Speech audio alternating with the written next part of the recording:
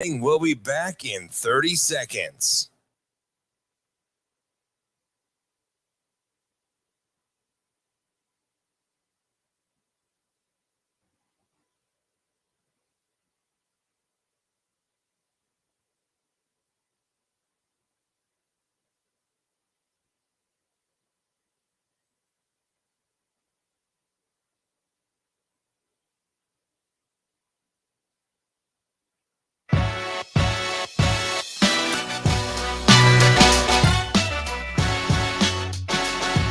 Coffee and Cream on Hail Varsity Radio with Andrew Rogers and Damon Benning. Spencer rocks himself into a triple and finally hits. That's a great side for Rutgers. Oh, what a move by Primo Spears. My goodness. That's a three-point play opportunity. The call with some pressure, but playing it cleanly. Spears straight down the lane for an easy two. And this crowd is loving it. Georgetown gets their first Big East win since March of 2021. The 29-game losing streak, the longest in Big East history, has come to an end. It really is. I from time to time, I'll have a request. Hey, would you do that? 100%. I of course love doing it. I'm not going to get in the way. If I'm counterproductive, I certainly won't do it. But my job is to block and tackle for the coaches and to help clear a path for them, hopefully to be successful. That's Nebraska's athletic director, Trev Alberts. You heard the final call from Georgetown's victory, too. Did they snap a 29-game losing streak, DB? Any idea? I don't know, but if he would have said Hoyas win one more time, I was going to lose my mind. I asked you off air, I was like, man, how would you like to beat DePaul? And you calmly said, had to be somebody. Had to be somebody. Wow. And you followed with, thank God it wasn't Creighton. Yeah. Could you imagine? I told you the town would burn down. My man lost his mind. Yes. And I get it, right? Like, I get it. Lord knows I get it, right? You don't get any wins as a head coach, and you're like, what is going on? I'd probably lose my mind too. But Hoyas win. Hoyas win. Hoyas win. And yes, I'm childish, but I did stop counting. Did you count? Because I said, because you go, do you know how many times he said Hoyas win? I'm like, yeah, about 3,000. You said 20. I'm like, did you count? Like, because you were on. Well, point here's the thing, and we talked about this yesterday. During the day after, like I had to come back and play catch up, right? Like Heinz 57 because I'm at a basketball game watching a total meltdown at the high school level. And I'm like, so you don't want to miss out, right? So you're going to the library and you're watching sporting events in the middle of the night. And I'm just like, this isn't fun. And I'm going to have to sit through this. But I just wanted to know, see, I'm weird like that. Like I wanted to know, was Pat cool? Was he like, thank the Lord? I was listening through the broadcast, the 27 times where they alluded to the fact that he is pleasantly surprised that his team still comes to compete every day. Like I remember. How are you pleasantly surprised that your team? And then he kind of worded it differently. He goes, I don't know about if surprised is the word, but they're coming to work wanting to get better. And I was like, can I skim? Like sometimes you just want to hit fast forward. Yeah. But just show me the good stuff. But it's like I'm paranoid, right? Because you want to be good at your job, and you don't want people to call and say, did you see or did you hear, and you didn't. And you want to be and then my silly butt, I follow Jacob Padilla, and one of my guys I'm gonna that I know really well in Chicago had he always does these weird picks, right? So last night, this was his big thing. What does that say right there? Men's tennis. Yep. 25 Shelton plus 4.5. Yeah. So coincidentally, Jacob Padilla was enamored with the Aussie Open. Who was he tweeting about? Shelton. I was like, that's weird. Let me flip through and watch some Australian Open. Did Shelton talk about his favorite actress, Drew Barrymore? Or No, he didn't shoot his shot. Who was that yesterday? it's Sipsipis or something Yeah, like that. yeah. I don't know how to pronounce his last name. As I can't remember who I used to talk to. They called him Sipsap. Yes. No, it might have been Severe. It was somebody.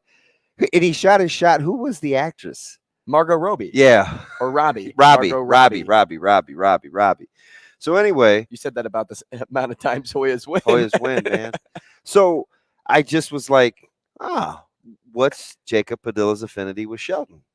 Jacob's pretty straight laced. I guarantee he's not playing plus 4.5 games. And he also has, every time he tweets something, he has a reason for it. Oh, yeah. So like, it's not like he's just like, oh, Shelton's my guy. So then I was like hooked. So I have a little, in Canada, they used to call them caquites. I was hoping I didn't have any eye boogers from a little lack of sleep. I was rubbing my eyes this morning. I'm like, man, did I really trick off that whole night of sleep?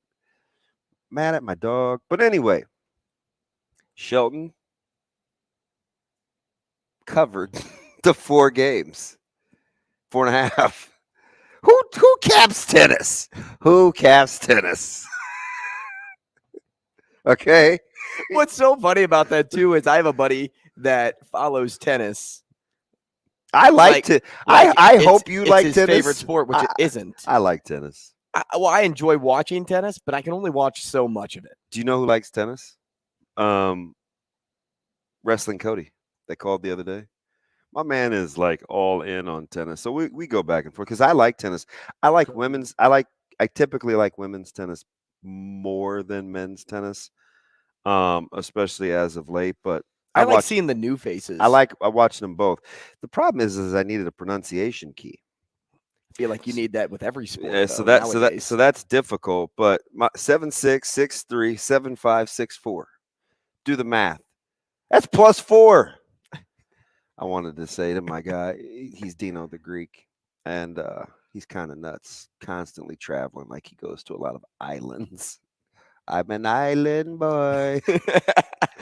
Anyway, spike up your hair a little bit. That's interesting. By the way, you like seeing the new faces. I think I don't. He does. In those 3 sports, like golf, he doesn't have a name. I like seeing Coco Gauff play. Yeah, because she is the new Serena Williams. Blasphemer. Watch your mouth. Whoa, but she's not really a new face though. Baby steps. Who? But Serena or Coco? Coco. She's more of a new face than Djokovic. Do you know how old Coco Gauff is? Like 20. I'd say less. How old's Coco Gauff, TB? 22, I think. Is she really? Dang it. Now, don't quote your boy like I'm not the world's authority. I was saying that most people, like when in those 3 sports, golf, tennis, and NASCAR, they don't typically gravitate towards like the newer people. They gravitate towards the people that have been around. Funny you say that. She's only 18. 18. I thought so. Funny you say that, Shaner, because with the Corn Ferry Tour and everything that happens here in town, covering that, not to say that some of those guys are new golfers because they get their tour card stripped and then they try to get it back and go back to the tour. But I consider those still newer guys when they get back there. When they get back, okay. Right. So whether it's they've had the card before, they lose it, they go back. Well, they're not Tiger Woods who has it every year. Like I have an affinity for Tiger Woods. Don't get me wrong.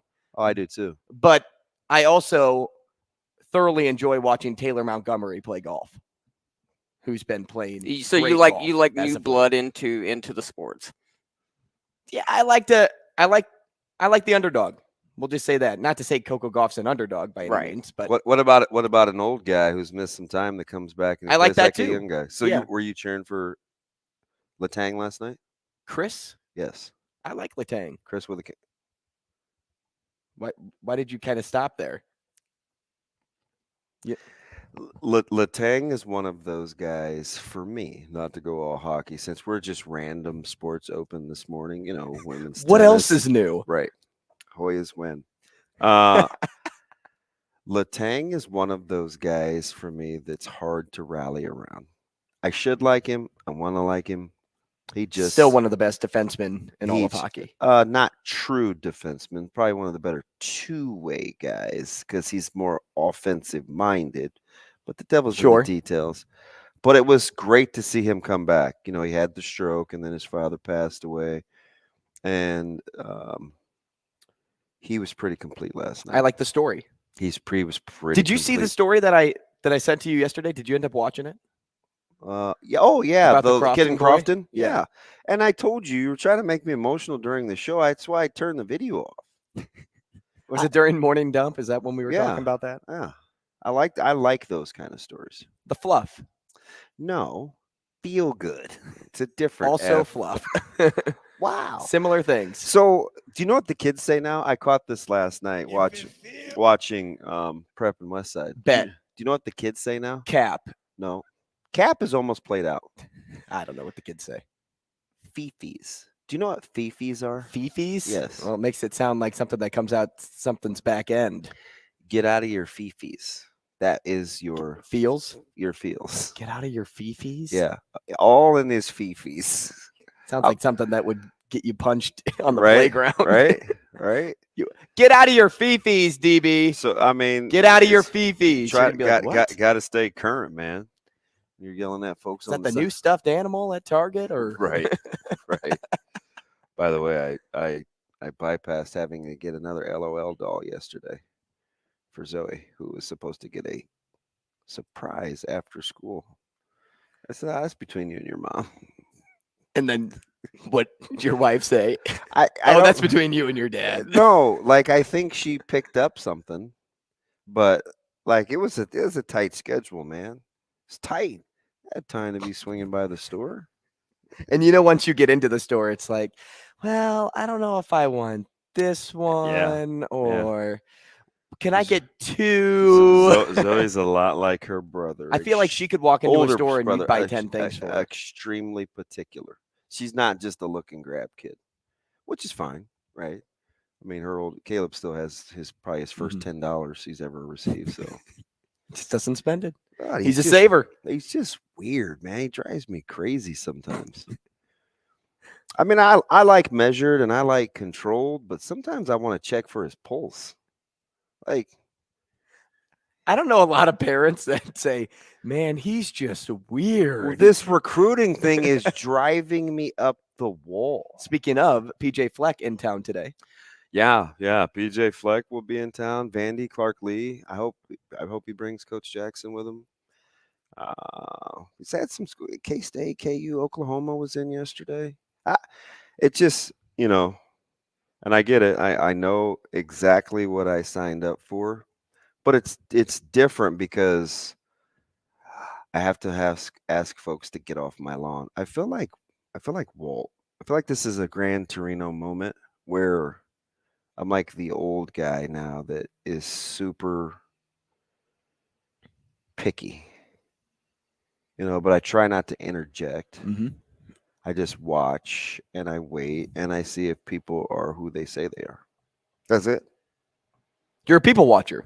Very much so. So am I. I would have liked to have been. I would have liked to have been at Central Bellevue West last night to watch Matt Rhule. Yeah, because he watches for different things than we think he watches for. So sometimes I just want to. Do you think he goes to those games and analyzes footwork and things like that? I think sometimes. I think he's got a different. He strikes me as the type of guy that probably has a notebook. Hey, I've done my homework. This he's supposed to be this. So he'll put that to the side because that's the obvious. That's the stuff everybody knows. And then he'll probably go look for something different. Right. Hey, man, did he shake the seventh guy's hand in line? How was he during warm-ups? Was he fraternizing with the crowd? How much did he look to his parents or guardians? Is he a gamer? Stuff like that. Is he clutch under pressure? I don't know. I mean, it's a very, very inexact science. Why did you sound like Elmer Fudd there? Because Be very quiet. because on my Fire Stick I have this thing called TV shows as a segment, and you can watch a lot of old TV shows. And there are 457 cartoons available, and Bugs Bunny is one of them. Do you know what else is? Fat Albert. Did I watch that? Maybe. Hey, hey, hey. Hey. What you got to say? Hey, Mudfoot. Hey, last night Trev Alberts was on. Yeah, he's in He's his on the wheelhouse. radio. He's in his wheelhouse there, isn't he? He and Greg Sharp have a good back and forth. Yeah, Sharpie's great. He's great, man. Well, you work with him. I just as much as anyone. I didn't know I was gonna like him as much. He's a lot different than I think you probably think. He's like way funny. Yeah, he's got a little snark to him.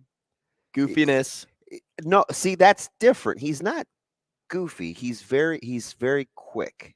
I guess the word wit. Wit. I was just getting ready to say. I guess the word would be wit. He's very witty, and I like that because you can throw him a curveball. What would be a curveball for a lot of other people, and he's going to hit that thing. Well, and they talked a lot about the spring game and we've trying got to pack a date. Memorial Stadium. The date is set for April 22nd at 1 p.m. What's really cool is the collab between FNBO and UNL. They're giving away 3,000 tickets to active military and veterans, which is, I mean, any time that you support our troops, I couldn't be more in favor. Under the age of 18, youth under the age of 18 get $1 tickets. Nebraska students get free tickets. Season ticket holders will then purchase tickets on January 31st and then the general public on February 1st. But here's where my mind went with everything, because it's so new. Everything is so new with this season. Memorial Stadium can hold roughly, 90,000? A little more than 90,000 on some days, depending. Do you know the exact capacity number for the stadium? It's like 91, maybe. Okay, 91,000. On average, how many people really attend a spring game? Last year, it was 53,000 people. That was the number that was at least shared. But with all the incentives, with everything going on, all the new, because people like the new, they're itching to see what is stacking up in this program. Can they hit that 90,000? Yeah. I think they could do it in like 5 minutes. There's no question. People will be chomping at the bits to get tickets. Yeah, and I think, Nebraska fans are super competitive, so I think they would enjoy breaking a record, a spring game attendance record. And so there's a couple things at play, right? Coach Rhule and his staff have been everywhere across the state. So they're making themselves a part of these communities, right? Those are the same communities that will get in the vehicles and be there on Saturday mornings. There's a reason they say it's the third largest city or second largest city in Nebraska. Well, I guess it would be second because Lincoln's already second. And so there's that. And then there's the fact that his Q rating is so high out of the gates. Like, I think people want to see what's going on. That and the fact with so many new faces, you kind of want to feel for what's going on. So if nothing else, get yourself a program. Right now, it's like it may change after spring pretty quick, but people want to get their hands on a program. So I don't know. It wouldn't shock me. Get that thing signed. Excuse me. Get that thing signed by Matt Rhule, like he did on Bussin With the Boys yesterday when he signed his Bussin Bowl. Yeah, he had contract. He had a line yesterday or on Bussin With the Boys, and I knew because Compton said something about it after they taped it. So I had a little bit. Yes, it wasn't live for those people wondering. It just got released at that time. He had a line that was so good, I had to you're like, is this real? He said, and I quote, "I was not delivered unto this world in defeat, nor does failure course in my veins. I'm not a sheep waiting to be prodded by my shepherd. I am a lion, and I refuse to talk and walk to sleep with the sheep. I will hear not those who weep and complain. Scripture, in case you're following along. I have my Bible out. For their disease is contagious. Let them join the sheep. The slaughterhouse of failure is not my destiny. I will persist until I succeed. The slaughterhouse is not my destiny. You've heard me say this before. It's not original because it is, you get it from Scripture. Lions don't seek the opinions of sheep. And we have a kind of a principal and a superintendent that are kind of 80-20 guys that don't get distracted by the 20%. You try to get rid of that 20%. And so I'm always all in about the hunt and the Lions. Almost every Friday game hunt or game GIF that I use for our team is something about either lions or wolves because they hunt in packs. Occasionally when it's a big game, I'll use orcas because they're the perfect killing machine. I salivate over that a little bit. But I mean, how good is that though? Right? It's, and I go back and I think I leave almost nothing to chance. I leave very little to chance. And I'm like, again, I don't know if it equates to wins and losses, but one thing I can tell you is conviction is big when it comes to being able to endure. You have to have some conviction and some resolve. And resolve only comes from conviction because conviction that's your ability to stay the course. Do I believe in what I'm saying and isn't the essence of who I am? That's what this team needs. That's what this program needs. You cannot waver in tough times. You have to have something to rest on and in when that storm picks up. That is what Nebraska's been missing because too often it's just been like, well, what way's the wind blowing today? We're going to run it today. We're going to throw it today. What are we playing today, right? What do we like against 2x2 sets today? Like, you know what I mean? It's always like what are they going to be? Because I think that's really the only way you weather storms is you got to be able to anchor down to something, right? No doubt. And he just, I don't know. Maybe I'm naive. And again, I don't think it's Kool-Aid because I don't even like Kool-Aid. And I'm typically pretty. He's not telling you what you want to hear. He's telling you what he really feels, desires, and he likes challenges. I mean, you don't go to Waco and say, you know what? Hey, this could be all right. Without feeling like it could be all right. You don't pick Temple. You know what I thought last night when I was listening to that entire thing? It was like an hour, maybe an hour and a half. I felt like I was put into your shoes every day because what he was saying felt like I was texting back and forth with him. Yeah. So that's what I mean when I say like I put myself into your shoes because when you have conversations with them and you relay some things to me, which is why it made me think like that. But I felt like I'm really having a conversation with Matt Rhule right now. And I hope other people did too, because that's just who Matt Rhule is. That's how he delivers his message. And he's completely authentic and genuine with everything he says and does. It's just crazy. I mean, if he's always going to be that comfortable in his own skin, I think he gives that team a chance. Because I think in real leadership, not only do you want model behavior, but you want whomever you're receiving instruction from, you're like, all right, that's what they're about. That's who they are. And I've used this analogy before, and it's not just because they're in town, but that's one of the reasons Minnesota wins. We don't like what's being said, and we kind of make light of it, but it doesn't matter what we think. It's if that team believes it, it's 90% of it. A good follow-up to this is our poll question. We'll get to that next. Rogers and Benning will be back in 5 minutes.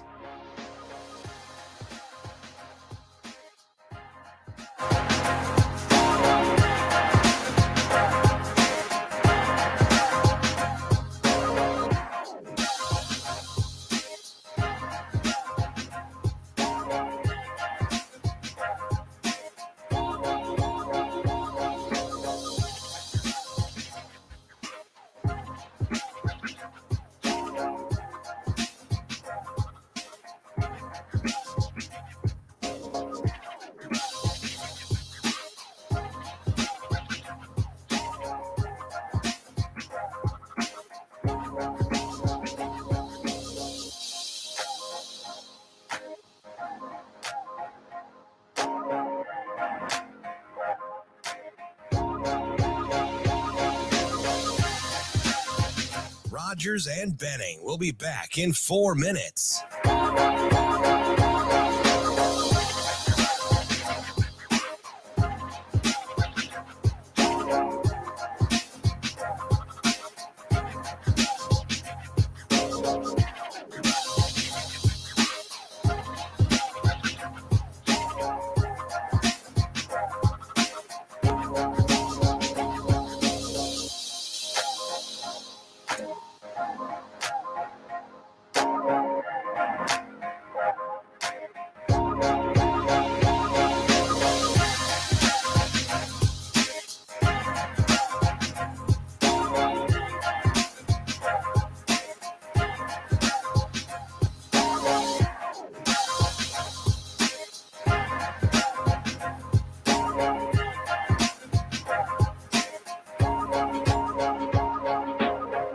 Rogers and Benning will be back in 3 minutes.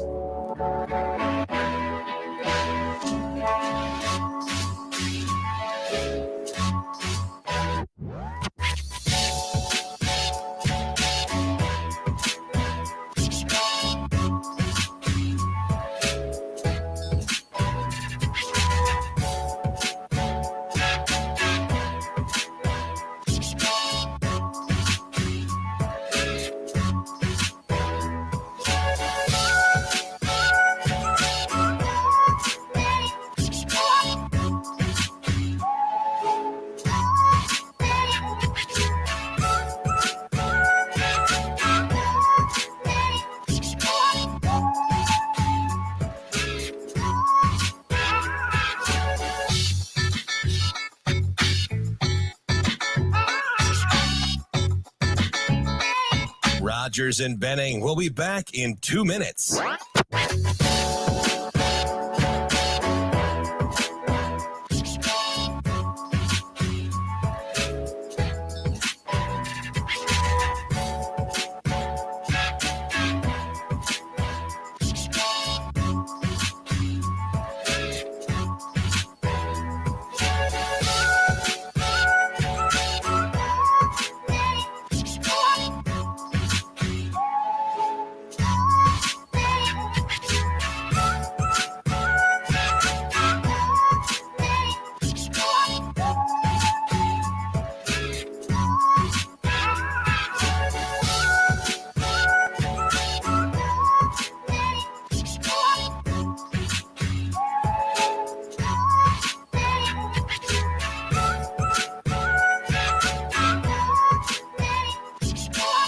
Rogers and Benning will be back in 1 minute.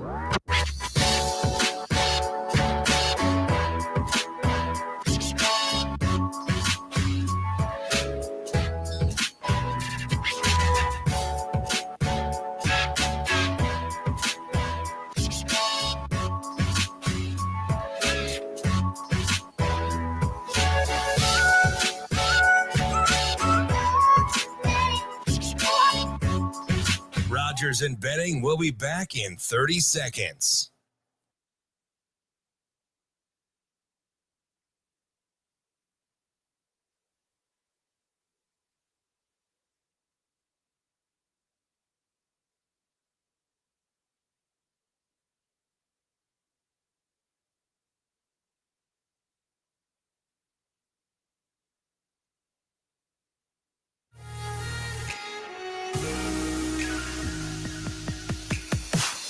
Coffee and Cream with Rogers and Benning on Hale Varsity Radio. The progress is going very well. Again, I always want to thank the folks working on it, the architects and our construction team. Want to thank, our staff. This is part of this recruiting. I mean, it's been a really, in a sense, stressful time for some of the members of our staff, in a sense that we've got this critical opportunity to get some talent in here to help our football program, not just our football program, but the rest. And so you're starting to see some of the Go Big project take shape. We're taking all the recruits through there, and one of the big things that Matt is, it's all about recovery, and it's about health of our student athletes. And this is the brick and mortar behind that. And it's going to be the premier development facility in the country. And it's really helped us in recruiting. Welcome back, Coffee and Cream in the Morning on Hail Varsity Radio, powered by Currency, 590 ESPN Omaha, 1480 ESPN Lincoln, live on Twitter, live on YouTube, and live from Hail Varsity Club. Live from the H&H Chevrolet stage, we're powered by Currency. I feel like I just read an entire novel of things I wanted to tell you there, but I wanted to tell you where to go to find us and tell you where we do the thing every day, do the show. So happy to have you with us. We'll talk to Brian Christopherson at 8 o'clock today. He's with Husker247.com. We'll talk to Kevin Sjuts, 10-11 News at 8:30. We'll play 2 for you to close the show. I'll also give you my thoughts in the next segment. Something that's grinding my gears, DB, about the MLB Hall of Fame. And you know, people can probably maybe make the correlation just based on looking at what I'm wearing today, if you are watching on YouTube. But before we get there, I want to get to our poll question. Our poll question of the day: favorite quote after hearing Matt Rhule talking on Bussin with the Boys. And I took 4 that I took away from it, and then I wanted to see how people reacted to it. A was, I don't need to move anymore. B, there's more reason for that, DB. No need to laugh. B, this is taking a program to where they have once been. C, have a good time, get a degree, win a championship, go to the NFL. Or D, the slow burn was last year. So go out, vote on the poll question. That's Hail Varsity Radio on Twitter, where you can find that. And let us know what your thoughts are. What do you think? I don't know. When I say I don't need to move anymore, that's him saying, hey, I was all about progressing toward the most competitive football I could find. And then he realized it's not all sunshine, lollipops, and rainbows in that side of the land. So he's securing himself to the area. So knowing that as a fan base, that's why I put that in there. Maybe D. I got to think about that, though. I mean, it's going to provoke some thought. I feel like I better give that a retweet just so I can see what everybody else is thinking. In regards to the whole whole sheep thing. Well, I could have wrote that all down, but Twitter only gives me like 200 characters or whatever it is. In regards to Trev Alberts, though, yesterday, which you heard his clip once again coming back from break, something that he said during his interview with Greg Sharp. Do you have any nicknames for him? Sharpie, Sharpay? Nah, just Sharpie. Sharpie? Yeah. I think I called him G Sharp like during the broadcast once, which I felt like I was taking a leap. Because you're a nickname guy, so I was just curious. Yeah, but you know, there's a certain level of professionalism, so I got to know that he's cool. There's professionalism with that broadcast, but not this one. Exactly. Yeah. I mean, if we tank this, it's just us. That's true. Right? Very true. If I'm unprofessional on the other one, it's like, yeah, man, might be looking for somebody else. My biggest takeaway though from that interview was when Trev said it's good to understand history, but still strive for innovation. So understanding history, but striving for innovation. And what that made me sit back and think about was, and I'm sure a lot of people thought about this, was Tom Osborne, right? Tennessee whiskey. Didn't just wake up and win national championships. He was an innovator too. He took what Bob Devaney was able to do, and then he remembered history. He kept that in the back of his mind, but he still did things his way. He was an innovator too. He didn't get comfortable, didn't get stagnant. His team strived to be the best, and other teams that played Nebraska strived to be Nebraska. But the other name that was brought up there too, and I'm happy that connection was made, was Rhule not only meets with Tom Osborne, he meets with Frank Solich too. Oh, you're in my wheelhouse. And let's not forget that Frank Solich, after Devaney, since Devaney, is the second most winning coach at Nebraska. That gets overlooked sometimes when you talk about T.O.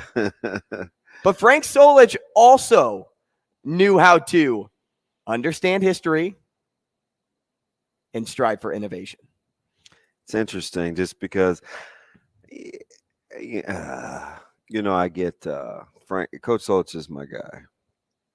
And he's taught me a ton. Kind of the I don't know if I would necessarily. It's probably more my dad is the backbone of who I am. But when during those critical years when a lot was going through my mind, right, as I'm reading Joel Arenzi talk about Trey Alexander and wanting to go home and quitting and all the guys that came before me that were playing with me that wanted to leave as well at one point or another. Some of the conversations I had with Coach Solich, I felt like he's always the yeah but guy. When people talk about him in terms of his reverence and his history in the program, and it's oh man, he did this and this, but or yeah, it totally was time to go, but or it wasn't time to go, but there's like always some story, and sometimes it's frustrating to me because it's personal, and I just want him to be who he is to me. It's not really.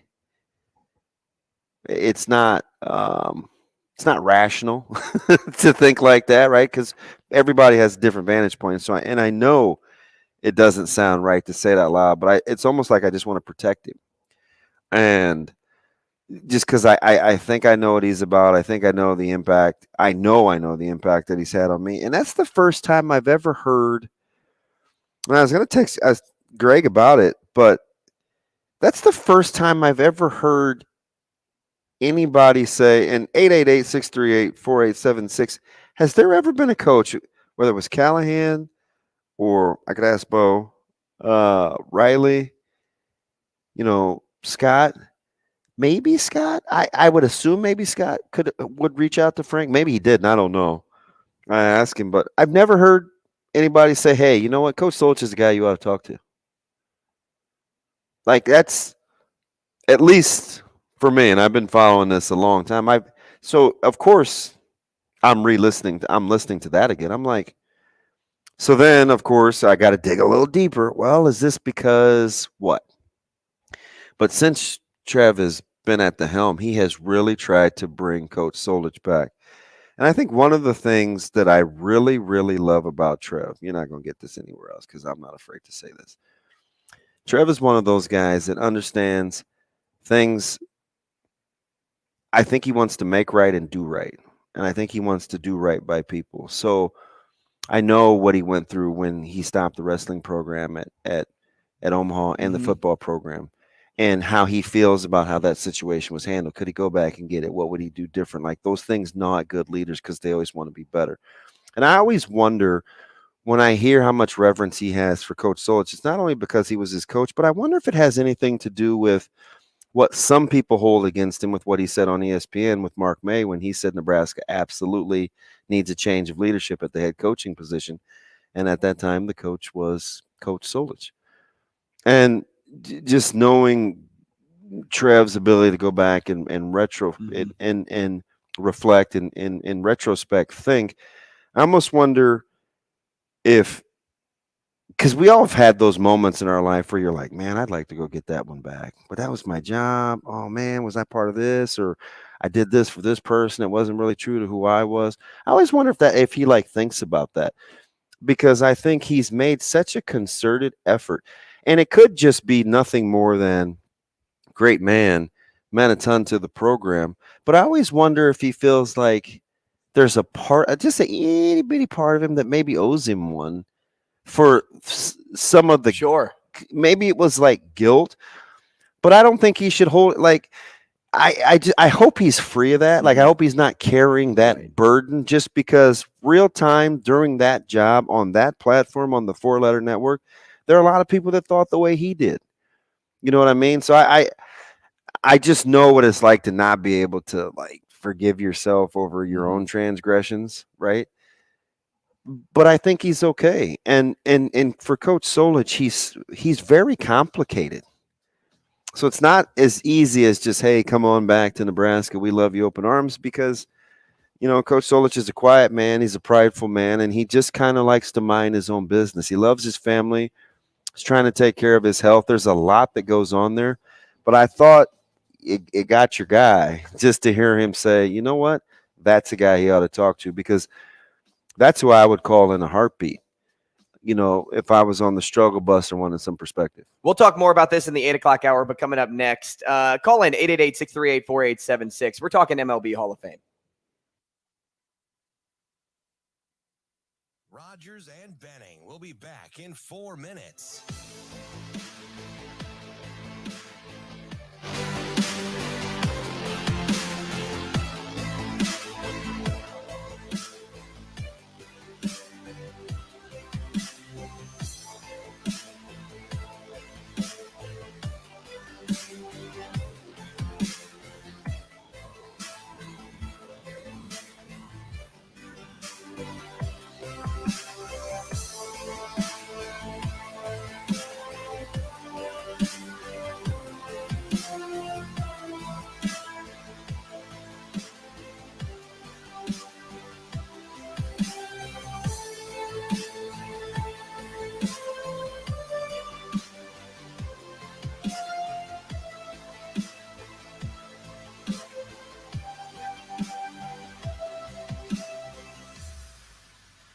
Rogers and Benning will be back in 3 minutes.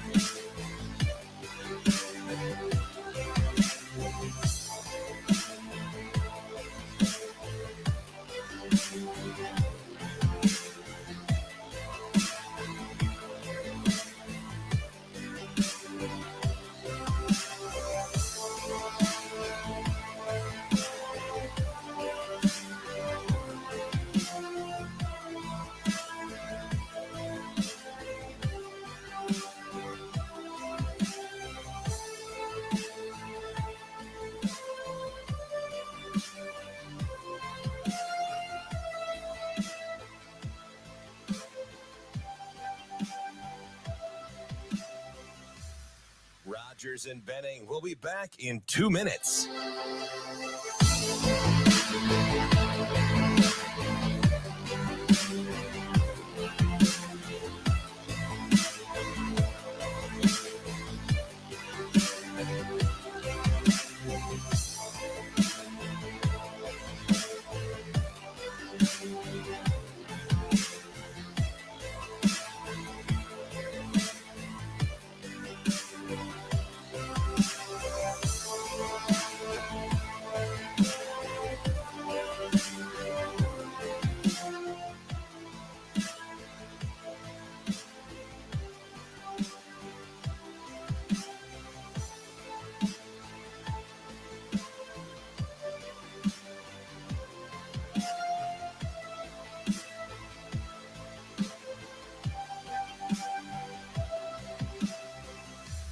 Rogers and Benning will be back in 1 minute.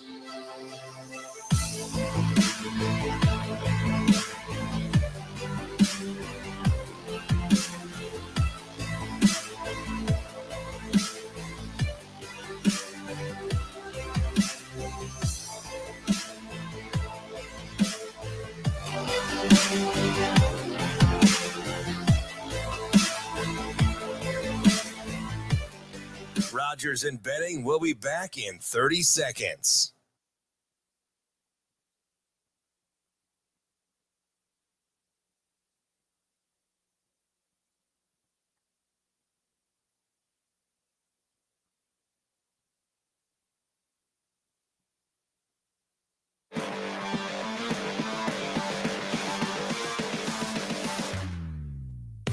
Coffee and Cream with Rogers and Benning on Hail Varsity Radio. Hey, welcome back to the show, 888-638-4876. If you'd like to get involved, it's Coffee and Cream in the Morning on Hail Varsity Radio, powered by Currency. Damon Benning, Andrew Rogers. And Damon, let me tell you what's on my mind. So last night, I wasn't even just night yet, we'll say like mid-afternoon, toward into the evening, Scott Rowland was elected into baseball's Hall of Fame. And he just sneaked through the threshold. He had 76.3% of the ballots. You need 75%. So he got eligibility in his 6th year on the ballot. which is great. I was happy for him. Started as a Philly, played most of his prime as a Cardinal, and then back end of his career played for Cincinnati. And he goes down in history as one of the best third basemen to ever play the game. Not only just defensively, because that's where people tend to attribute most of his success to, but he also came up clutch in a lot of different moments offensively. He was 5th in WAR among third basemen. He had 8 Gold Gloves. That's 4th among corner infielders. And I shouldn't say corner infielders, the third base side of the bag. He was NL Rookie of the Year. He was a World Series champion in 2006 and a 7-time All-Star, which, of course, All-Star voting can be totally based off of fan votes. So I don't want to attribute too much into that. But Scott Rowland made the Hall of Fame.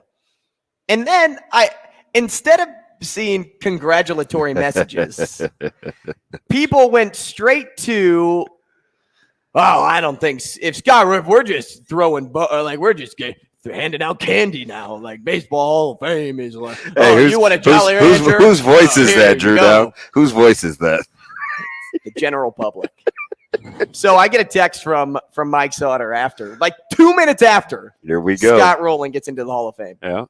And he goes, well, if Scott Rowland can get in, Mark Grace can get in. And I'm like, oh my, can we stop? Hang tight. Hang tight.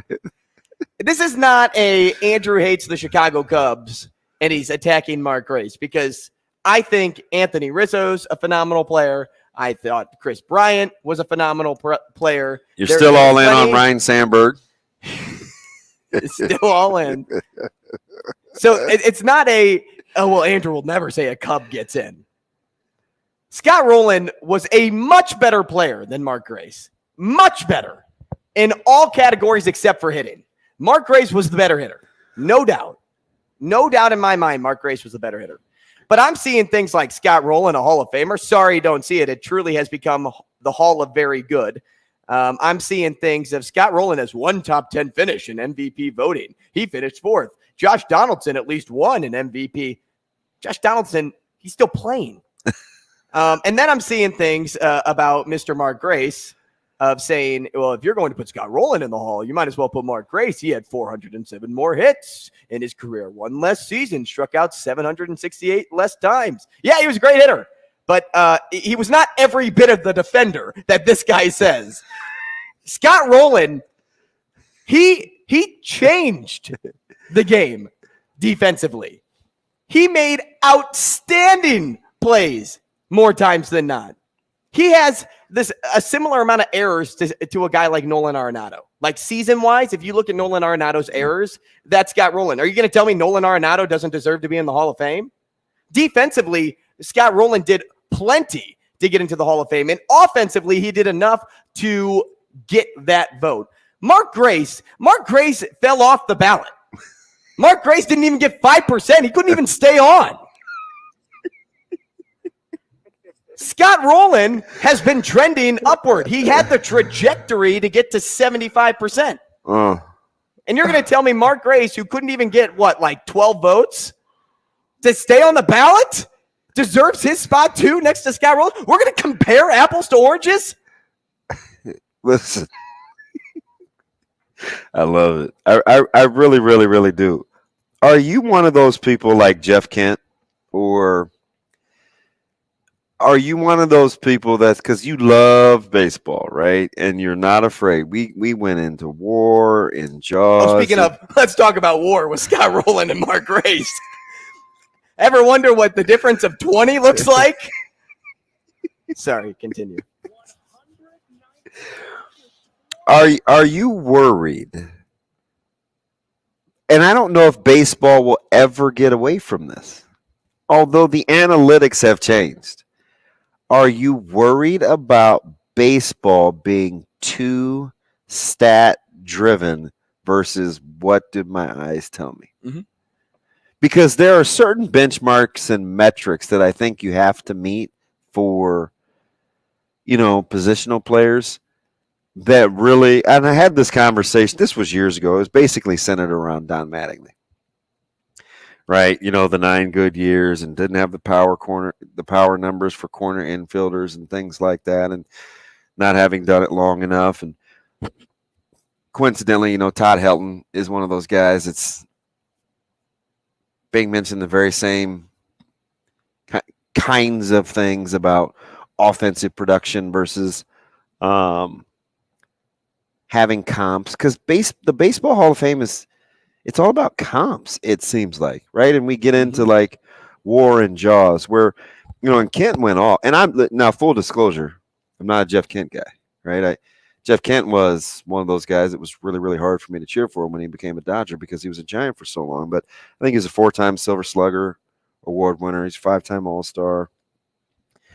I think he's got a 123 plus OPS. I mean, I know I'm close, right? So, but he was going back and forth, and it's only because my sister's in California and she's a San Francisco Giants fan, texting back and forth with the San Francisco Chronicle about he worries about what's going on with voting because it's too stat driven. What else is there in baseball where you can give these kinds of linear arguments like the litany that you just went through to defend Scott Rowland? And I know it was Grace that got you started, because I think it's also, I'm with you. I don't know if that was Google, that was on the Google search, but I was wondering why that was the comp. Yeah, I couldn't believe it. I think it's more valid for me to talk about Beltran and Reggie Jackson. My buddy, which I've gone ham about. My buddy's a Phillies fan, right? And he's my age, but he's not like dive deep into baseball. He texted me after Scott Rowland got in and saw some certain comps, and he goes, "Hey, who's Mark Grace?" He said, "Who's Mark Grace?" The greatest slump buster ever. You don't say any. If you heard the name Scott Rowland, you wouldn't say, "Who's Scott Rowland?" Who's Mark Grace? No, I don't think you'd say who's Mark Grace either, but I kind of get it. I kind of. Let me tell you. Here's some stats for you, DB. Third baseman with 1,200 plus runs and 1,200 RBIs. This is modern era since 1900, minimum of 60% of games at third base. The names on this list are Adrian Beltre, who will be on the ballot next year, George Brett, Chipper Jones, Eddie Matthews, Brooks Robinson, Scott Rowland, Mike Schmidt. I forgot that George Brett, Chipper Jones, Eddie Matthews, Brooks Robinson, and Mike Schmidt aren't in the Hall of Fame. So that's why Scott Rowland shouldn't be in the Hall of Fame either. See, get your guy. Oh, wait, that's right. All 5 of them are in the Hall of Fame, too. What are we talking about? Who's Mark Grace? Thank you. Thank you, Shannon. He struck me as a guy that... Gracie? Yeah, Grace struck me as a guy when he came in, like the Chicago Cubs were trying to put everything on his shoulders, you know, after Ryan and all that kind of stuff, and after that era, towards the next era, and it didn't really pan out the way they wanted it to. Yeah. So who's Mark Grace? Who's Mark Grace? I'm just looking on it on the outside. Chicago Cub fans, don't hate on me, please. I'm with you. I could not believe the comp is what we're talking about is Mark Grace to Scott Rowland. Yeah, I mean, if you're going to use Grace, then I think you should use Mattingly.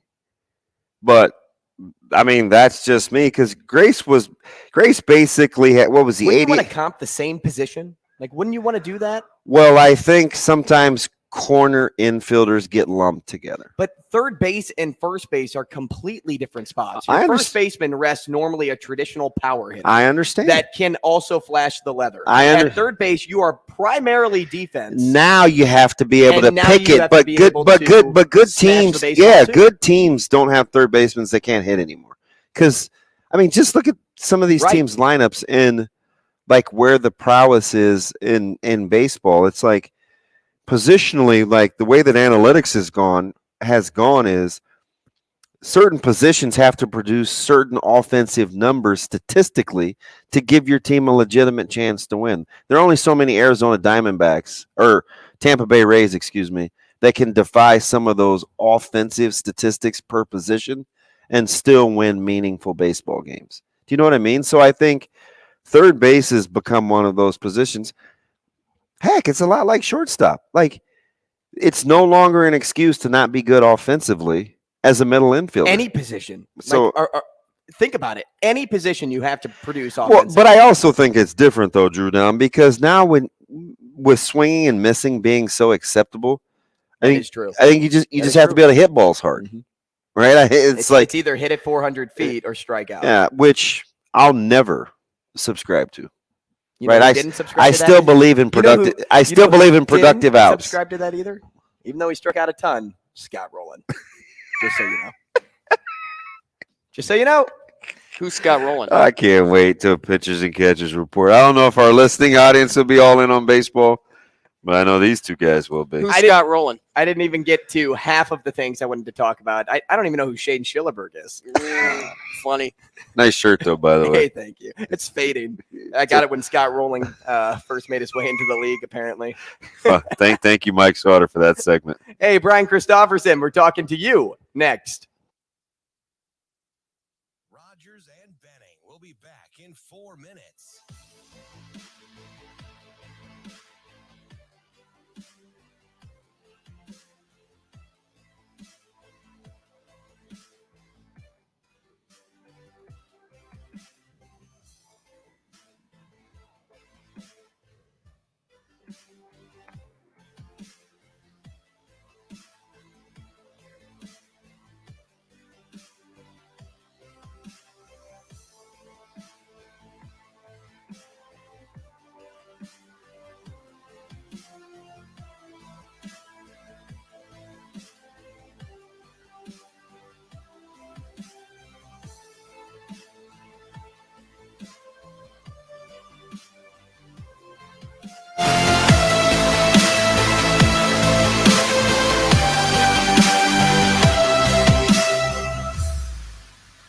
Rogers and Benning will be back in 3 minutes.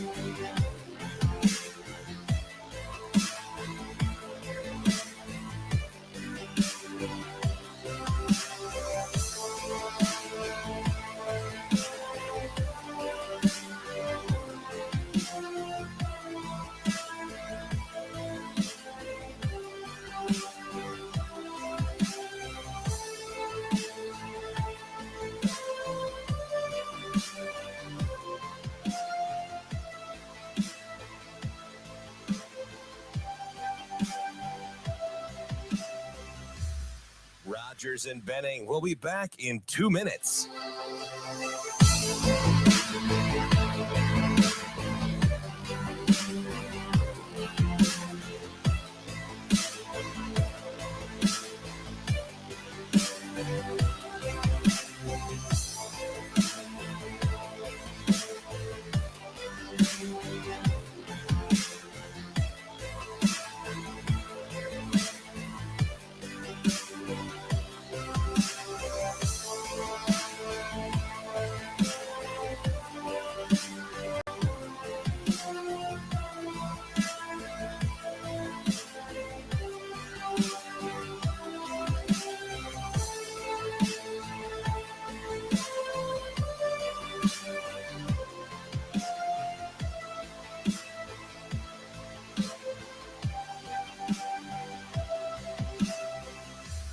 Rogers and Benning will be back in 1 minute.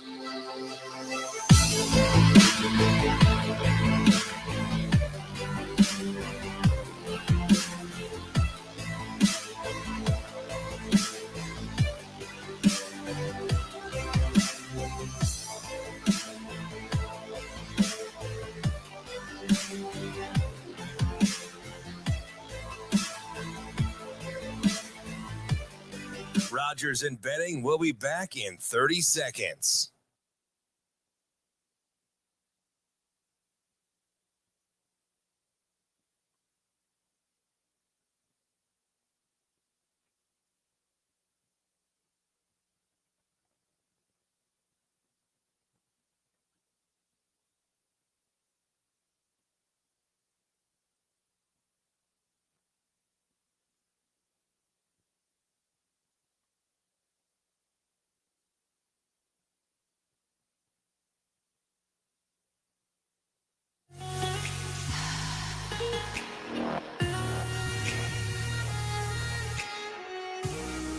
Coffee and Cream on Hail Varsity Radio with Andrew Rogers and Damon Benning. Top of the hour here on Coffee and Cream in the Morning on Hail Varsity Radio, powered by Currency. If you didn't know, the Hoyas won.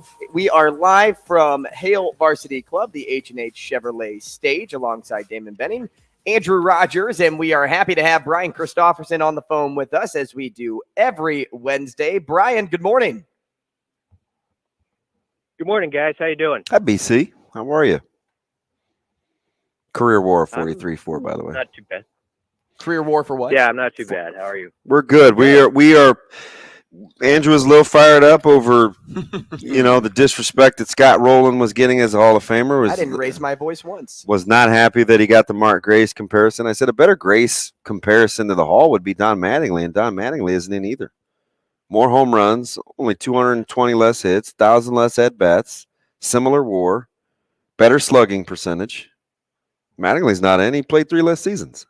I don't know. We get rapidly. Is there a guy like that for you with the Twins? Is it Mauer for you, or are you like Hall of Fame and you're dying on that hill? Is there a guy like that for your Twins?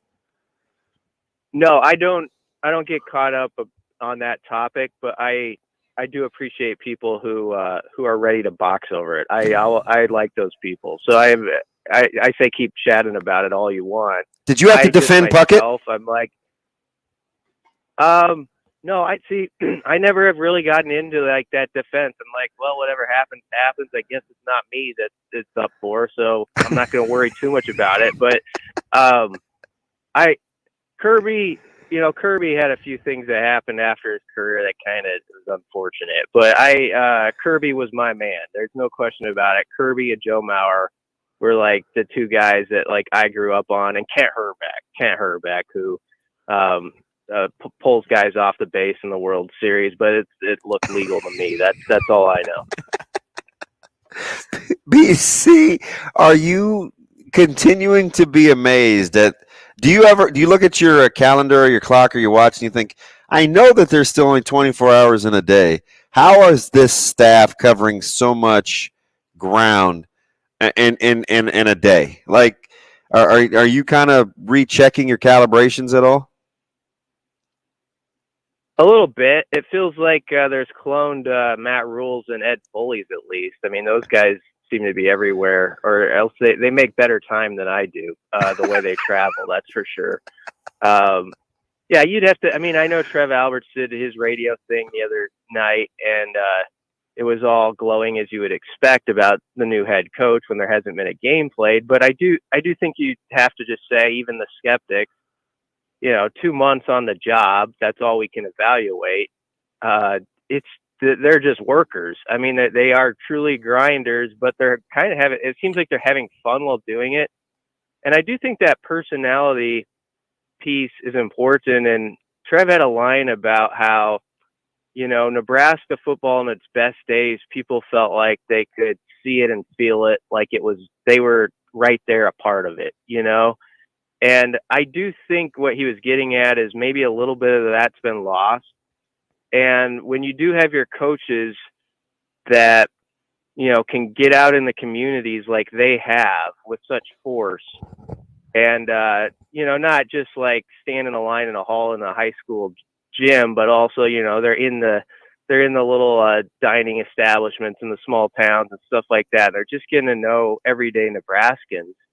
I think that counts for something. Now, that's not going to have you beat Michigan in a year or two. I understand that. But I do think for where we're at right now and what we can evaluate, you look at the recruiting class, they're top 25 now in the 24/7 Sports Composite. Never would have guessed that a month or two ago. And, their portal action is all guys who, are from Power 5 programs who, at least on paper, you'd say, yeah, I'm willing to give that a look of intrigue, because they got some guys who have had good resumes as recruits. So it's been a good start.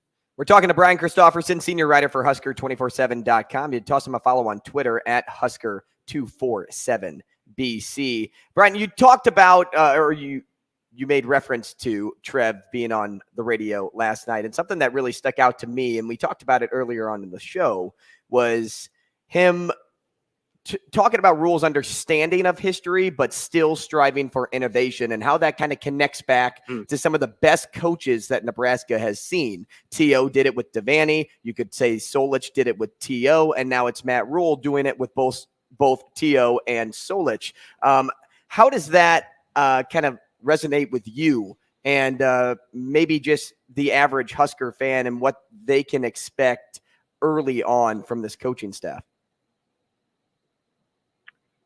Yeah, that's a really good question, Andrew. I think it's crucial that you do say you're new here and you say, I understand what the history is, and I love that about this place. I love this is a place that respects certain traditions and certain memories, and you hold on to those. It's not like you just have to forget about them. At the same point, the landscape of college football, we all know, has changed so dramatically. You've got to find what are the advantages of today. Like maybe 3 or 4 decades ago, it was getting ahead in strength and conditioning, which Nebraska did.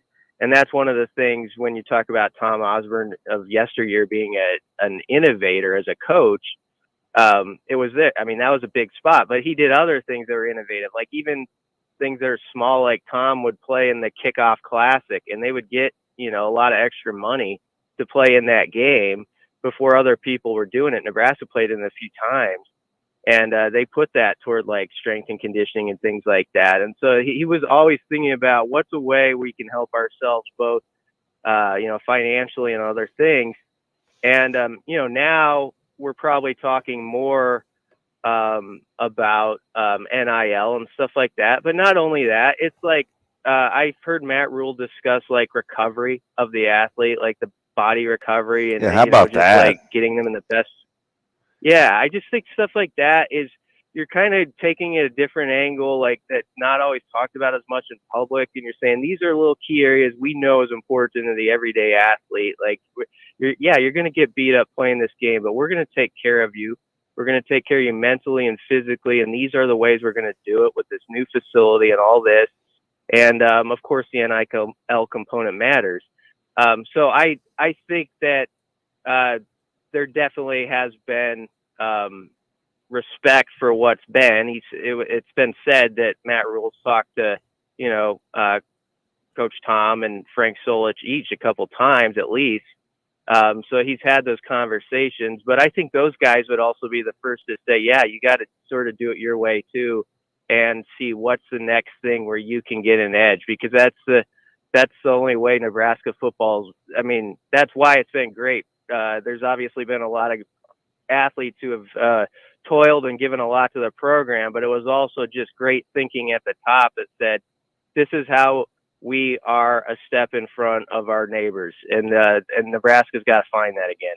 BC, what do you think it is? Because you mentioned Coach Solich, and of course that gets me going, because that he is, and that's my favorite. But it's the first time I've heard administration reference, hey, this is probably a guy you need to talk to, right? He just kind of gets overlooked unless we're arguing about what should or shouldn't have happened in 2004, right? So what do you think it is about Trev where he has made such a concerted effort to connect with Coach Solich to make sure that he feels as though he has the opportunity to be as much of a part of Nebraska as he deems fit? Well, it probably helps. I would have to say that Trev's not an outsider in this case. I do think that's probably useful that, like, he was there in that program, and obviously Coach Solich knows who he is as a player in person and all that stuff.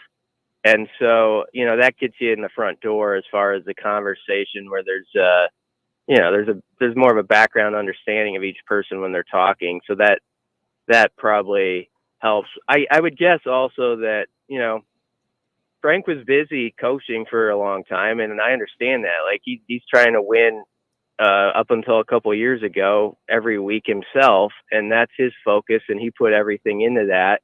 And so your mind is kind of there, and you kind of just have to keep on that path. And now maybe there's a little time to look back at some things throughout his career, and I hope there's people that are talking to him that are saying, you're beloved here. And I would hope he understands that, because I really think he is. And yes, there was a lot of debate for a while about what should have happened or shouldn't have happened when he was the head coach. But I mean, that's 20 years gone now, basically. I mean, we're to the point where, I mean, and we're not just talking about a guy who's the head coach. We're talking about a guy who played here and was a freshman coach and was an assistant on the national title teams.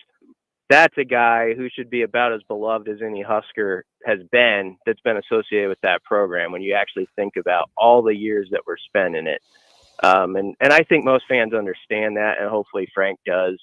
It seems like the door's been opening wider and wider, and I'm like everybody else who it would be an emotional day for him to come back some Saturday and be recognized, and to see how that place would explode, because I think it would. What makes my heart kind of skip a little bit is, I was talking to Rashawn Jackson yesterday, and a couple of days before that I was talking to another former guy, and we were just talking about eras we would like to play in, and catching up with Amon. We're going to sit down with him and peel back some layers of the onion. And one of the things that really gets me going, that I think was missing, but I hope it's in Coach Rhule just because of his personality with regards to Coach Solich, is he was so tough,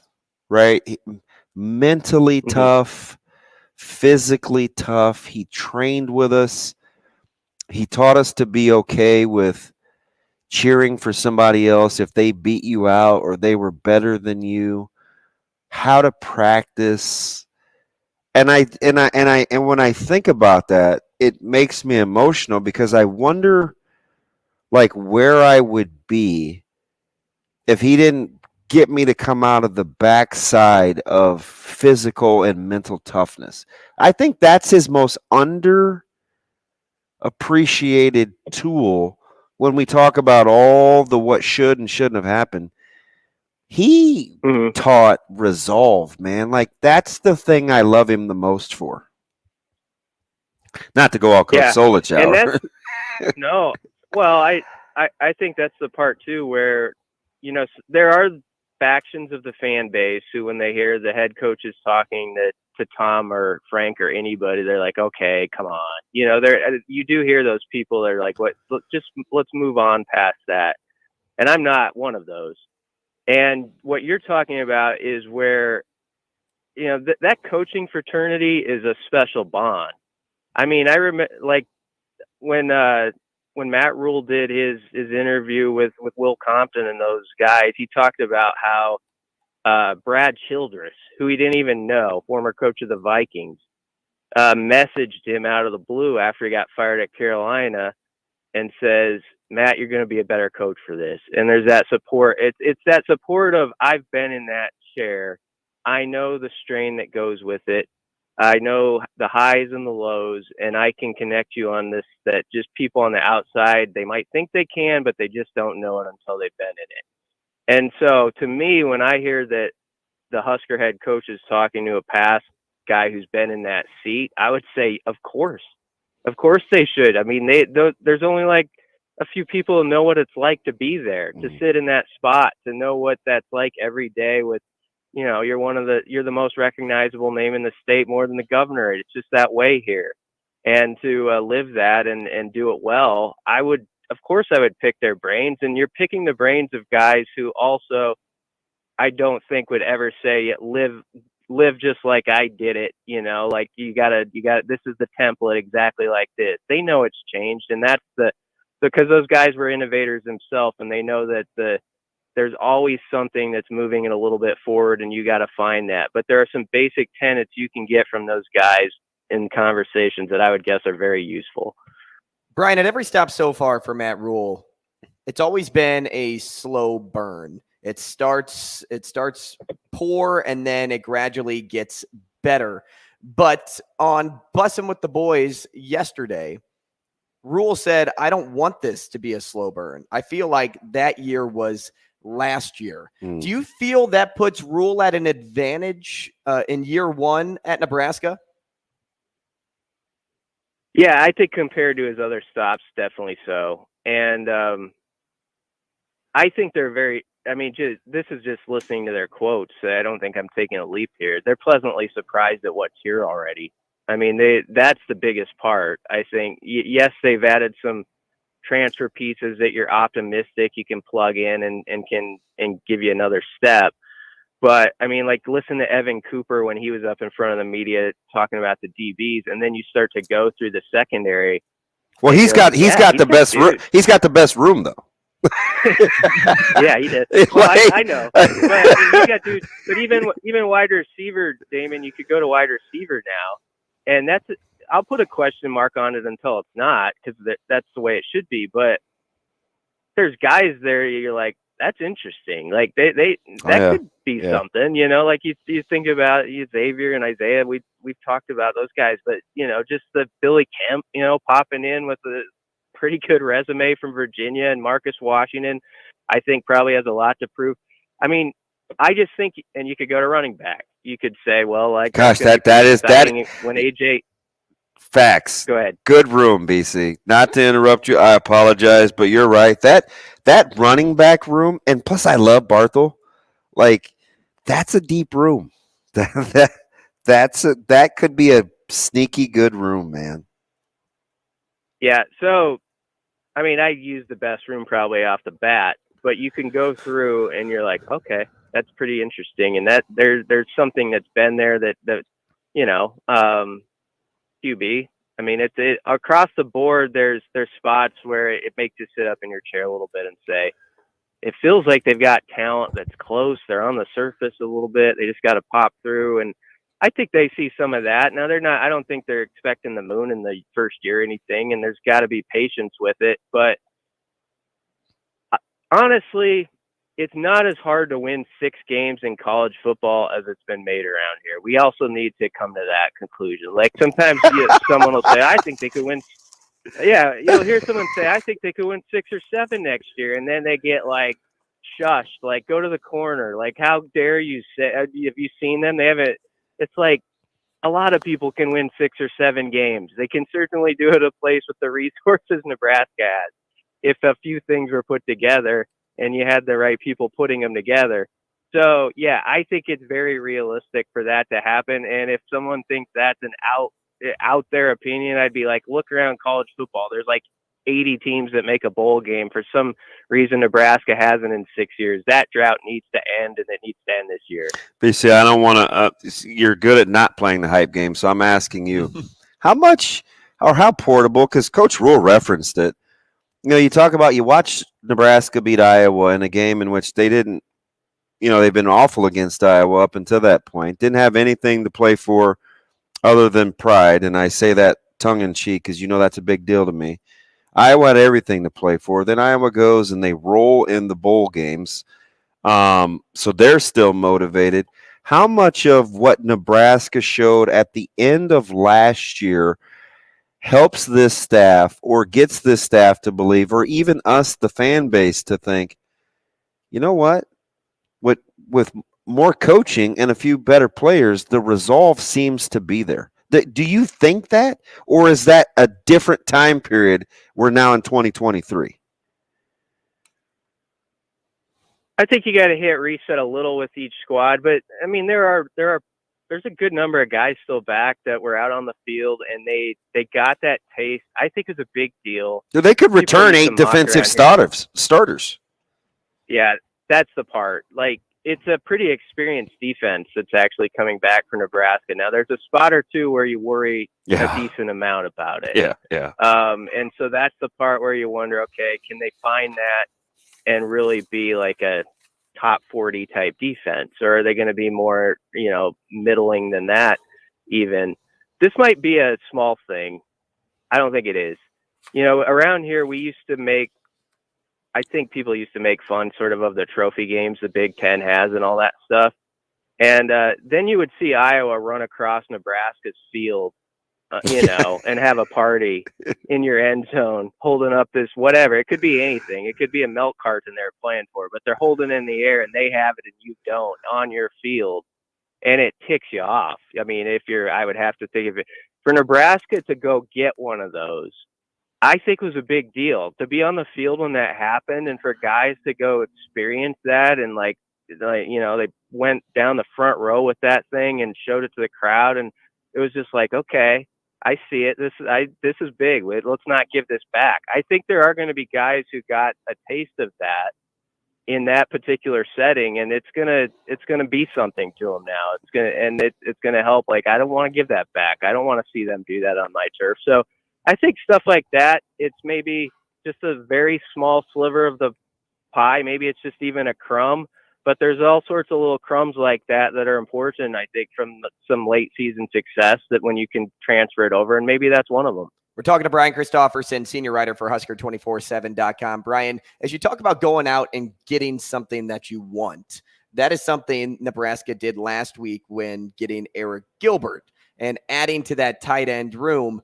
But and you can say Eric Gilbert's the guy, and that's cool too. But based on what they have in the room already and how they keep growing that tight end room, do you see Eric Gilbert being the guy, or do you like somebody else that's already been there, done that with the program? Or how do you kind of, in your mind, how do you kind of see the tight end situation working out? 8 scholarship guys, and we blinked. Remember when we were like, right? Yeah. Then to get Ishmael I think Smith. everybody there should right now be thinking that can be me. I think that's the first part. I mean, there's a new sheriff in town in that room, a guy who's been a head coach in Bob Wager, and he'll probably have certain expectations that maybe are even a little different than they've had, and that can be a good thing too. I'm not in any way going to write off like Thomas Fedone or somebody like that if he can get fully healthy, because I do know before he got injured both times, it's practice, I get it, it's the season of fluff and all that, but there was excitement about how he was starting to come along. And so I haven't forgotten that. So if he can get fully healthy and is invested in the way he seems to have been, even when he was injured, I think he could be a real threat in this conversation. I think Borkert's Me too. a good player. Like, Me too. Yeah, I think sometimes, a guy will have a drop or two in his first year, and there's a few plays you remember, and so it's kind of like this. There's this little cloud around him, like, okay, I don't know, but you got to remember he was basically a freshman or whatever last year, so he was playing a lot of snaps, probably earlier than most guys would. So he's a guy that you would expect in another year or two is going to be really solid. So I think he can be, but back to your question, I think Gilbert, there's a reason he was the number 5 overall recruit in that class. Like, his skill set and frame is ridiculous. I mean, he's like a defensive end who can run routes, and be a problem matchup. So if he has the stuff together off the field and can really find it with the staff, what they want, and just focus in on football, then his talents will be fine, and he'll be the top guy, I think, if that's the case. So it'll be fun, though. Could it all of a sudden be a deep room, BC? I would say, yeah, but that's the fascination with this team. You could look at every position group and say they're basically put a question mark by them now, but could it be deep? Could it be pretty solid? Yeah, you can almost do that across the board. So that's what makes it pretty fun going into the spring. Brian, appreciate your time. Thanks so much. Enjoy the rest of your day. We'll talk again next week. Thanks, B. All right. Thanks for having me, guys. Kevin Sjuts up next.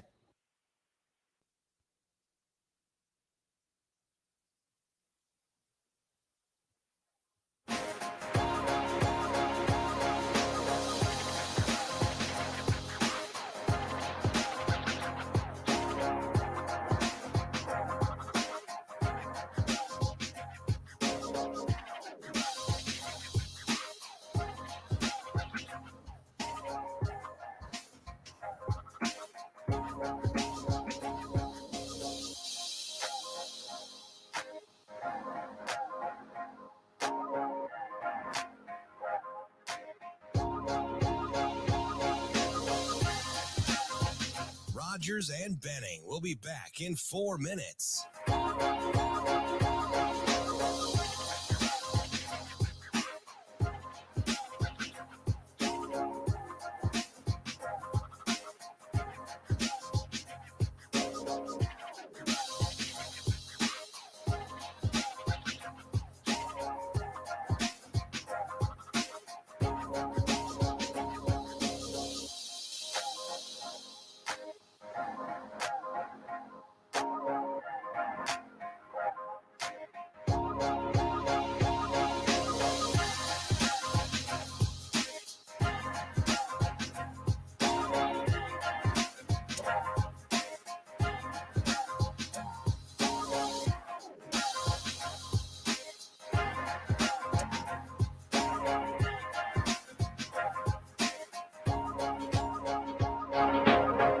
Rogers and Benning will be back in 3 minutes.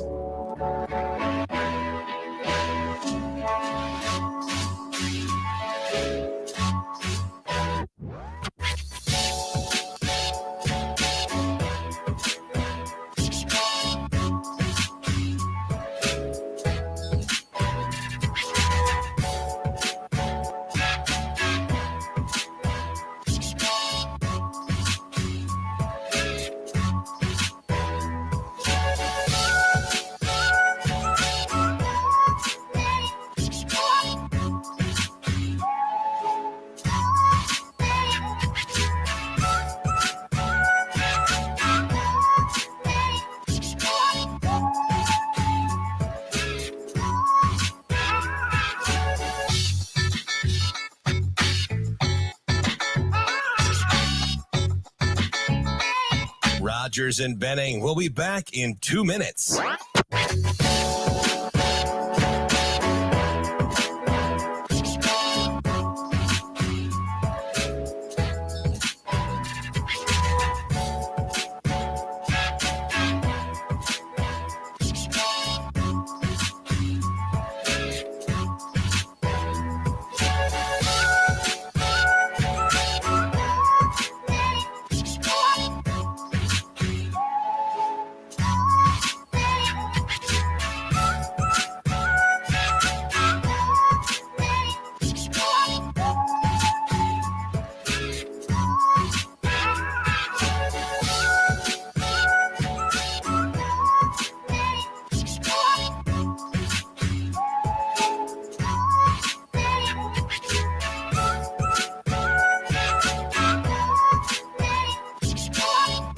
Rogers and Benning will be back in 1 minute.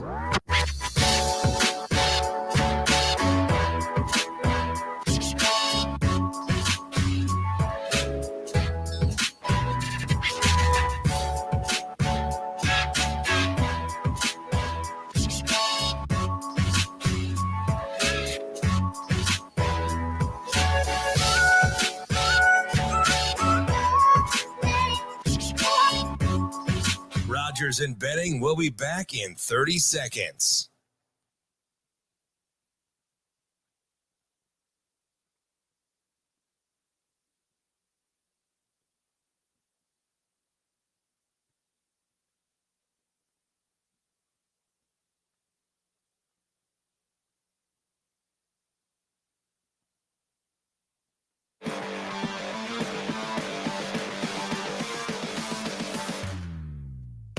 Coffee and Cream with Rogers and Benning on Hail Varsity Radio.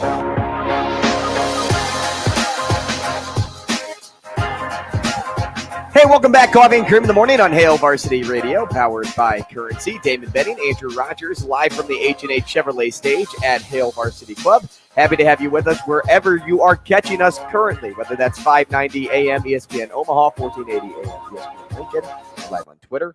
We're live on YouTube. Twitter. And we're talking to Kevin Sjuts. You like that rhyme? YouTube, Suits. Kevin Sjuts up right now. I just know I'm going to feel better after I talk to him. Kevin liked the comparison there, like a little rhyme for his name. Kevin, good morning. Good morning. How are you, gentlemen? I'm good. I have to know right away because listen, we were like kindred spirits. You tweeted out the picture of the ceiling fan and the light, and I've been the YouTube guy. It took me 3 hours to fix a garage, as our producer can attest to, and I finally watched the YouTube video because that's what everybody told me to do. But I am so interested in the ceiling fan phenomenon because we need one, and I'm afraid to get into it. But Twitter was beautiful, man. They were helping you out. You're like, man, this is what Twitter should be like. There is good that can come from Twitter. It's not this just horrible place where people smear each other. Except for the Mark Gray stuff. It's like you walk into this room where sometimes we're awkward at the hardware store. We don't want to talk to people. At Twitter, you throw out a question, and there are 50 people willing to offer their opinion and help you. It's amazing. Did you get the light switch figured out? No. God, I'm like, I hope it works. I hope it works. Here's the deal, DB. So I have the right tools. Okay. I took it apart. I watched probably a dozen YouTube videos. And for those that don't know, the ceiling fan works. The light does not. They're on separate switches. And my wife went to turn the light on one day. It flickered and it's gone. Hasn't turned on since. So when we walk in the room at night, it's dark. There's no way to walk into a lit room outside of our cell phone light. Gotcha. Right? Yeah. Okay. I take the thing apart after watching all these YouTube videos. I'm pretty confident in what I think it is. Which is phenomenal, by the way, up to this point. It's a lot of wires. I take it apart. I have the wire cutters in my hand. And I just have this moment of panic and fear that I'm going to cut the wrong one. So I stop. I was right there ready to go. And I Cut the red wire.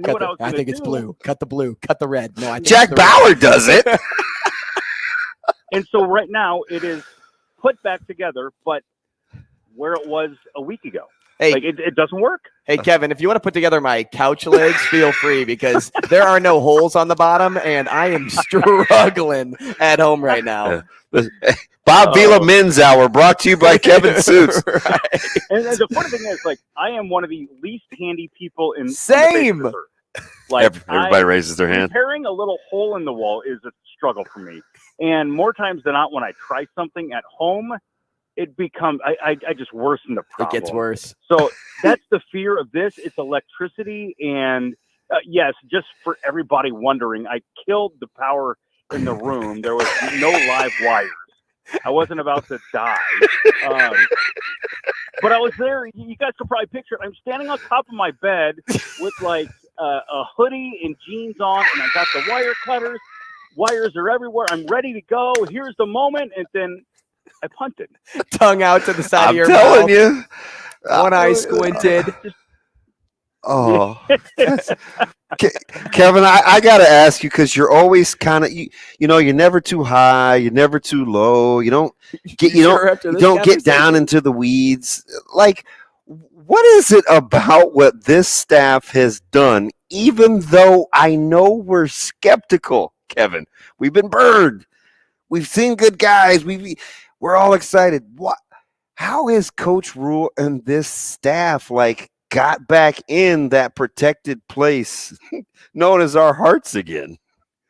Well, I was just going to say that they've hit our hearts. They've done things that people in Nebraska hold really high, and that is Nebraskans and places. There's a lot of towns, venues, restaurants. It seems like they're everywhere. So they've quickly, within a span of a month and a half, 2 months, they've become what would appear one of us. It's not a group of guys that have hardly any ties to Nebraska, if at all. That's gone now. They're hanging out in Sterling. They're making the rounds in Omaha regularly, going over to Lincoln High within the first week. Yeah. I mean, right that's off the some bat. good stuff. Yeah. And even, Ed Foley tweeting a picture of a cheese-covered sandwich in Grand Island? How many people saw that and were like, I've had that same sandwich at the same place. Kevin, he was tweeting tasty cakes. Whatever. He can. Oh, and let's not leave this out. Going into the home of the Fulces and the picture of Ed and Gerald together, that brought a tear to my eye. Yeah. They probably had to get on Wikipedia and watch some videos of, who is this young man that passed, and what did he mean? You're telling me that was one of their priorities within the first 2 months on the job? It was. And so they've just attacked the hearts of the fan base, and it is good. And so football-wise, notwithstanding, they've done everything to try to win over these fans. Not that they even had to win them over. So okay, let me take it one step further. So even like, let's say I'm skeptical, right? Oh, they're just going to say all the right things, and they hit the eye back phrase, they hit the tight end phrase. Okay, they've done the history, the Coach Solitz, the Coach Osborne, all of that, right? Which, by the way, the Coach Solitz thing was fantastic because no coaches ever really go out of their way to do that. But how about, do you agree that people much rather, it's easy to say the right thing, but they're actually putting time, like the effort, like they're moving, they're traveling. They don't appear, it's almost like they have more hours in the day than we do, right? Is that part of it too? Because they look like they're working hard. That's a Nebraska thing. Yeah, that's a great point, DB. There is meat behind what their words are, and I think that this is coming on the heels of an era in which sometimes words rang kind of hollow. And so, and you mentioned the hours in the day thing. What time does Ed Foley's buzz alarm go off? I have no does idea. The dude sleep? Yeah, did you see the Battle Creek photo today? It was before I woke up. Right. Like, how is this happening? And we can all respect people that work really hard. Now, granted, some of his quote unquote hard work right now is just going places, shaking hands, and buying a cup of coffee. But that's a part of his job is to build relationships, and this staff puts such high value on relationships. And I think that's an important aspect of this. You remember when Coach Rhule was introduced, he said that he wanted to get out in the community. That wasn't just him. That's his entire staff. They're kind of walking in line with that being one of Matt's missions, and they're doing it as well.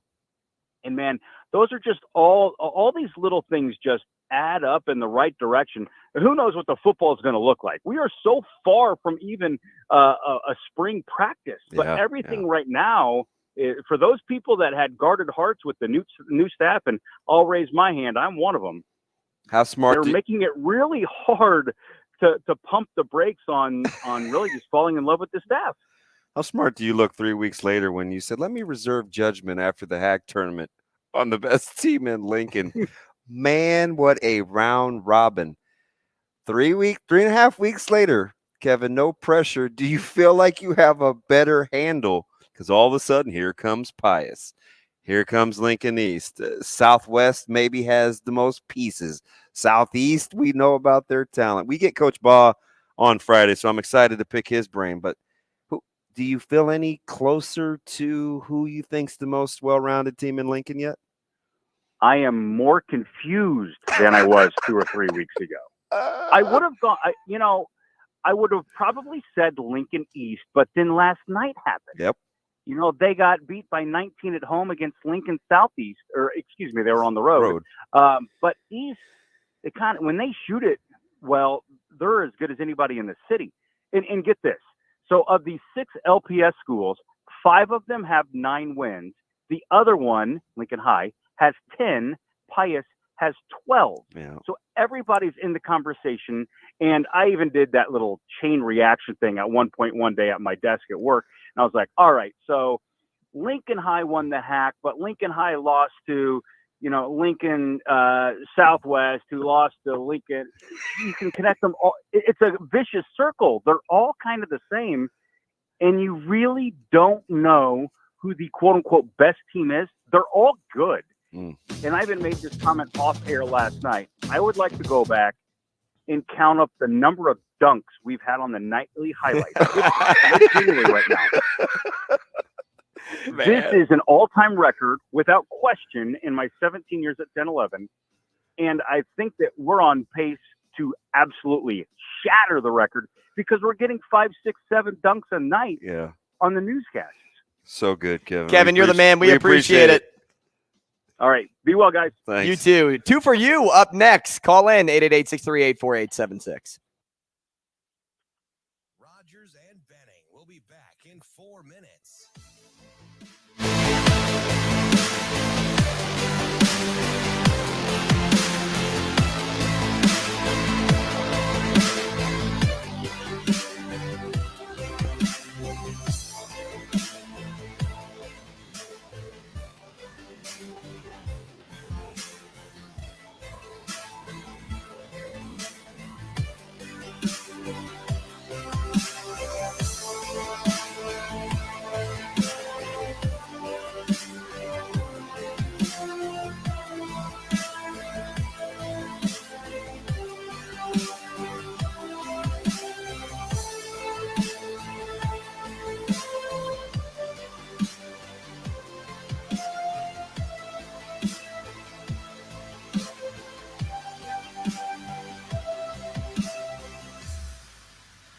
Rogers and Benning will be back in 3 minutes.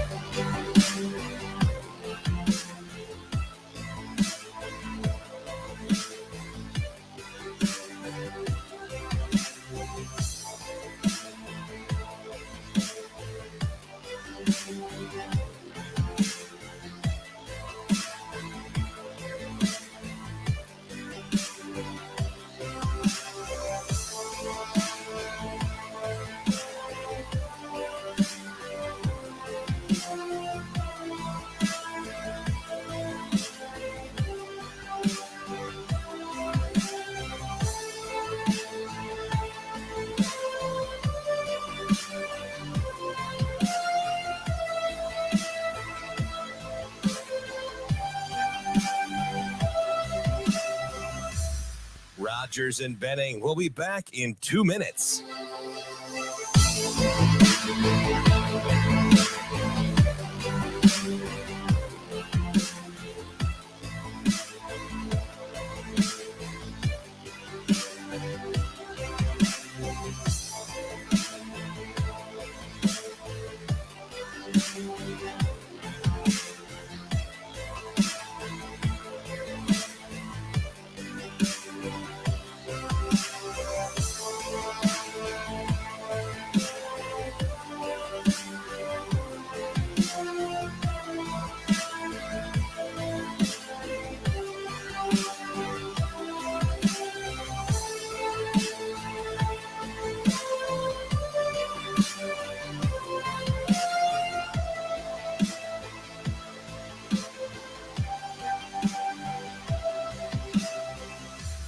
Rogers and Benning will be back in 1 minute.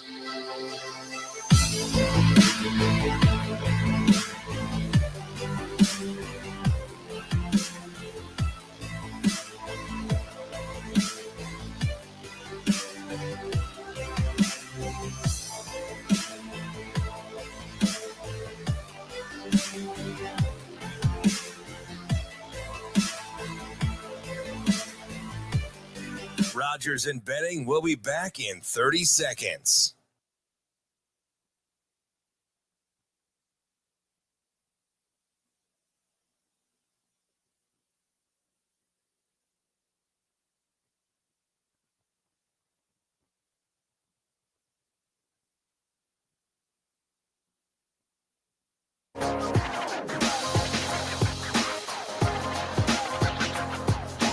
Coffee and Cream with Rogers and Benning on Hail Varsity Radio. Hey, welcome back, 888-638-4876. To get involved in the game, we're playing 2 for You, presented by Dingman's Collision Center, the only place to take your car whenever something is wrong. Maybe it's right. Maybe you just want to go to Dingman's to say hello. Who knows? Hello. But if things aren't going too well, you head over to Dingman's because they've been in the business for over 25 years, plus they're local, and we support local. They work on all makes and models from Fords to Teslas. I talk about it all the time. I'm going to tell you again that they have this give back program there, which I am just head over heels for. There's not a lot of businesses that will just put their money toward charity a charity of your choice, of your choosing, based on what they have in front of you, there's not many that just do that. Mhm. Like there are every company out there contributes to charity, but not all do it every day. And that's what Dingman's is all about. They have 4 locations through the metro area, along with that standalone mechanical shop at 120th and Maple. If you have a problem with your car, head over to Dingman's. They'll take care of you. Go to dingmans.com to learn more. Now, before we get to the game, I'm told we have to go to line 1 and talk to Random Mike, because DB is a big uber excited to talk to Random Mike, I should say. He earned the nickname. Random Mike, good morning, man. How are you? Damon, you know I love you. Oh, so, I'm excited. That probably means more to me than it does to you, man. It's good to hear from you. Look, Scott, I'm hearing the feedback when I'm talking here. Shane, can you help us with the feedback?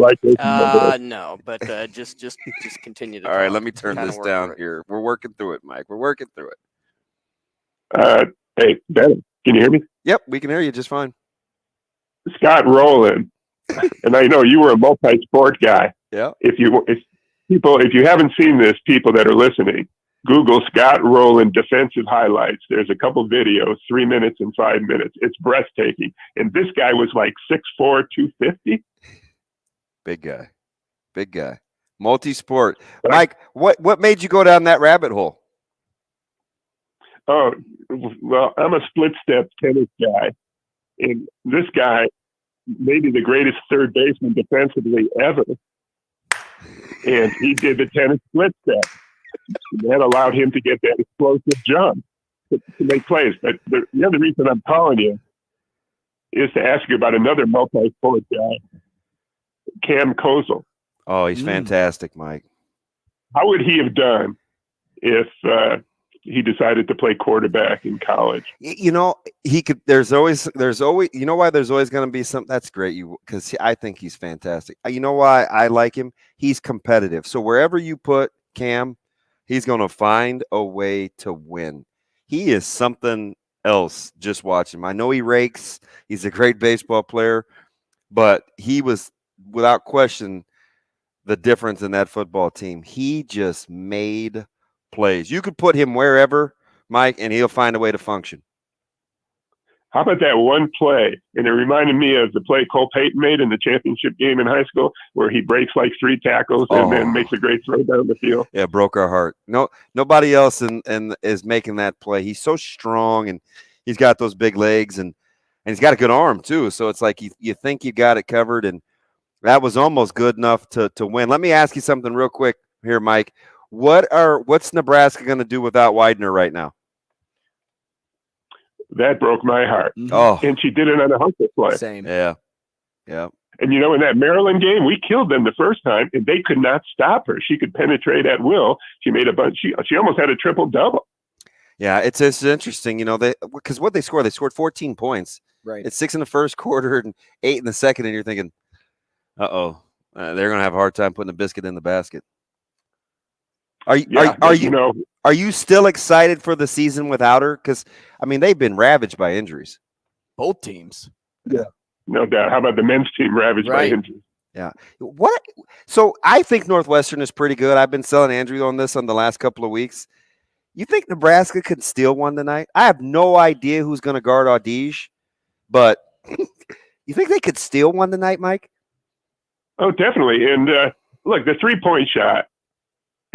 From what you hear, there are guys that make 3-pointers all the time in practice, but they can't even make free throws in the game. Yeah. We had 2 guys in the last game that were 1 for 9 at free throws. Yeah. No.